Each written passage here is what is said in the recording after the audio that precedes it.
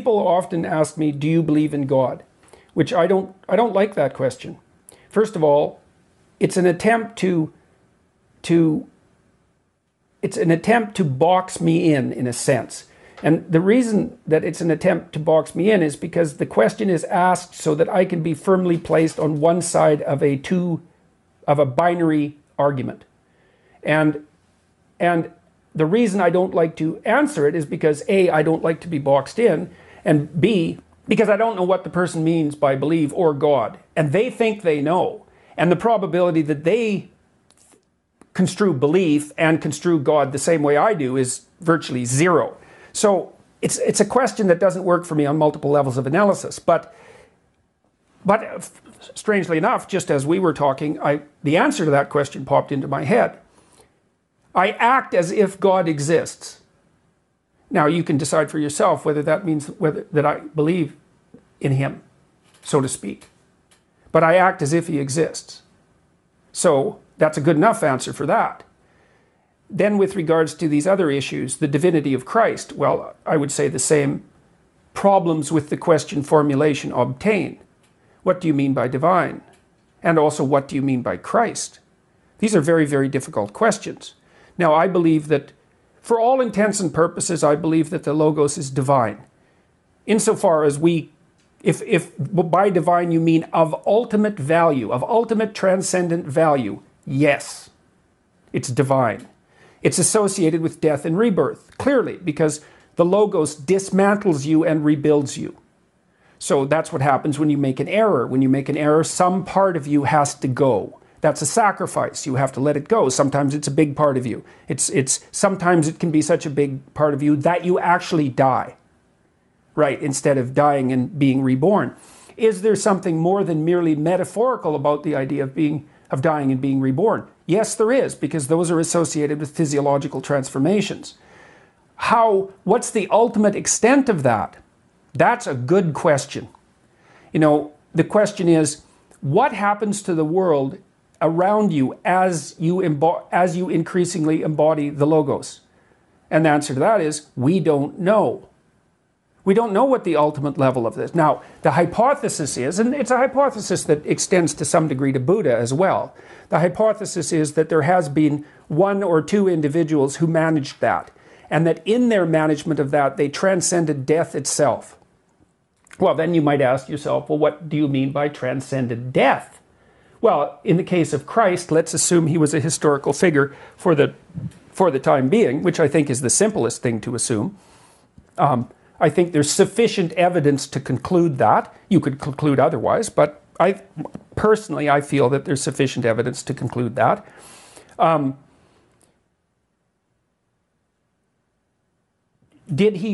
Is his resurrection real?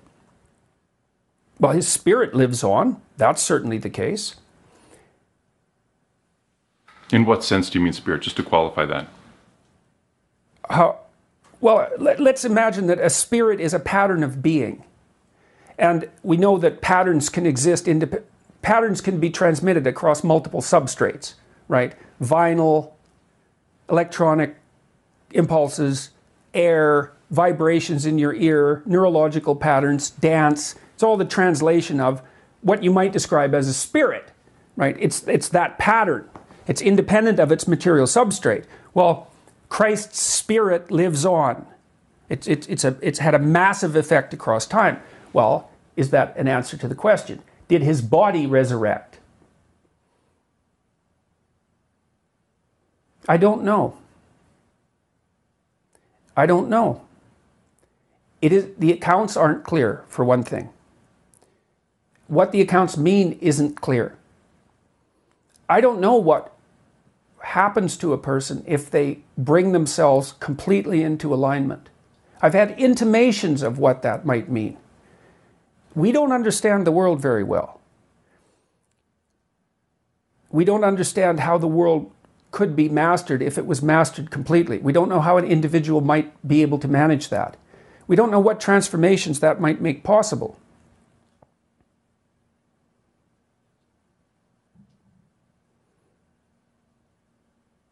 I'm going to do a series on the Bible, that's one of the things I want to investigate more thoroughly and formulate my thoughts about more thoroughly, because it is a crucial issue.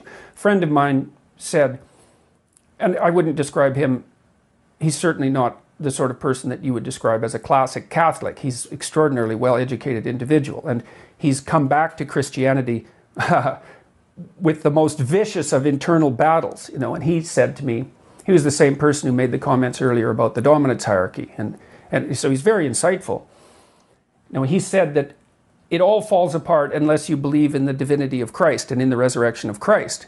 And he meant that in a very fundamental way. And there's a way in which that's true, but I don't know exactly what it means yet. Like the metaphorical element of that to me is quite clear. The death and rebirth idea, yeah, you see that echoed all over. It's the most recent manifestation of that idea or one of the most recent manifestations, popular manifestations, is in the Harry Potter series, because it's full of deaths and rebirths of the central hero. Is it not a manifestation of hope for something beyond the finality with which of which we have become inescapably conscious? Well, yes, and of course that's the Freudian critique, right? He just thought about it as a wish fulfillment. Although the problem with that theory is, people also generated up the idea of hell, which doesn't, you could say, well, that's a convenient place to put your enemies and still put it in the wish fulfillment framework, but I think that's absurdly cynical. Right. People who believe in hell are terrified of hell for themselves, and in my estimation, they should be, because I also believe in hell, although what that means, again, is, subject to interpretation. Lots of people live in hell, and lots of people create it. But beyond the sort of the basic Freudian, snide interpretation, is it not a belief in the identification with something that transcends your limited existence? Yes, definitely. But it's funny too, because in the more Christian formulations, there's an insistence on the resurrection of the body, which I find extremely interesting. Even the, say, more sophisticated deist types are kind of willing to go along with the idea that there might be something eternal, transcendent about consciousness, or about the spirit or the soul, something like that. But they're certainly not willing to go beyond that. But there's this very peculiar emphasis in Christianity on the resurrection of the body, which is a glorification of the body, which is quite interesting. It's not something you want to dismiss so rapidly, because it is a glorification of the body and an indication of the necessity of the body, of that limitation. Could that not be an instance of what we were describing earlier in terms of a specific instantiation of a general principle? Yeah, right. And it's the instantiation itself that makes it real. The body is the most real thing that we experience on an individual. Right. Well, and it's real in part because it's limited. Right? It has limitations. So the focus on the mythological representation of the body as resurrected is saying this is more real. This is just as real as you can imagine. Yes. Well, it's an elevation of the material, interestingly enough, right? Not a denial of the material, an elevation of the material. It's a very interesting idea. And as I said, I want to explore that more, because I'm not fully comfortable with my ability to bridge the gap between the metaphorical and the real, although I think that the way that I described it is as close as I can come right now. Magical things happen as the Logos manifests itself. Now that's self-evidently true. When people... And when you say magical, you mean magical for all intents and purposes in terms of our perception as relatively naive human consciousness, or magical in rabbits out of hats? Well, certainly the former. And God only knows about the latter. So, that takes us afield into strange areas. Like Jung's observations of synchronous events, for example. Yes. We don't understand the world. I do think the world is more like a musical masterpiece than it is like anything else. And things are oddly connected. Now, I know that sounds new agey and it sounds metaphysical, and I'm saying bluntly, this is speculative, right? I'm feeling out beyond the limits of my knowledge. But there are things I'm not willing to dismiss the mysterious, because I've experienced the mysterious in a variety of different ways, and it's very mysterious, very.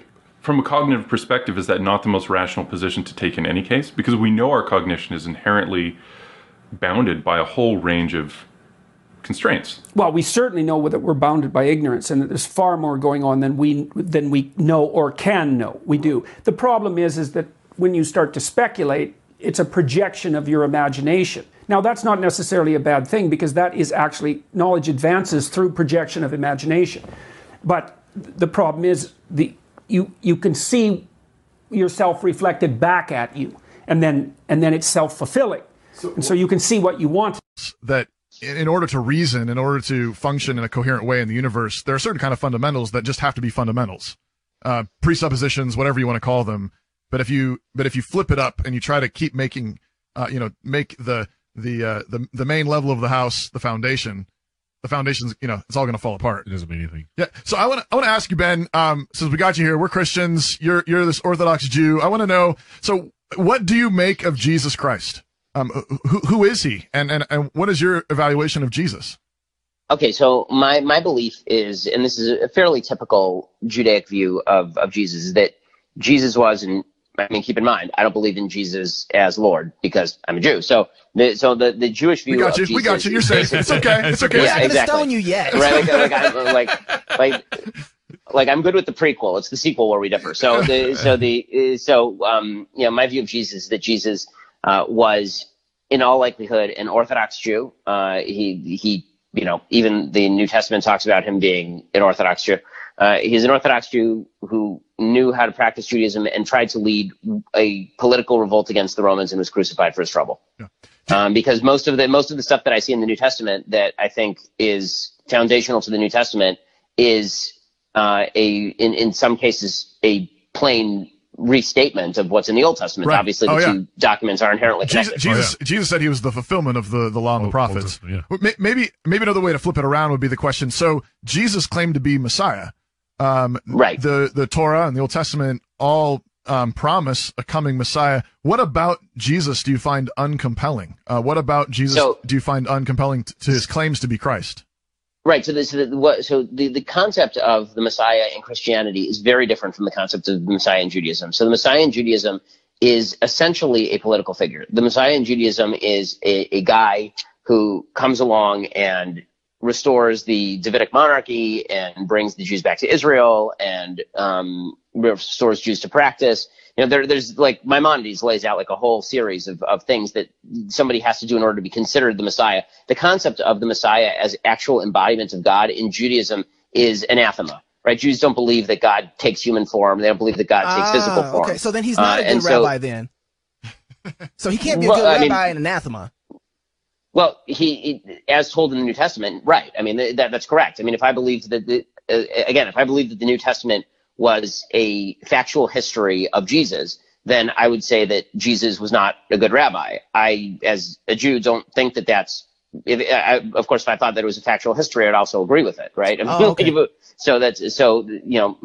Again, I don't see Jews do not see the New Testament as a factual, objective history of Jesus. They see it as in sort of a pastiche of Judaic ideas with ideas that come from Greece and from Gnostic religions. But that makes sense. I mean, we disagree on this. I mean, Ben, they're not the same religion, right? We need about a week so you and I can just sit down with some coffee and some beer and man.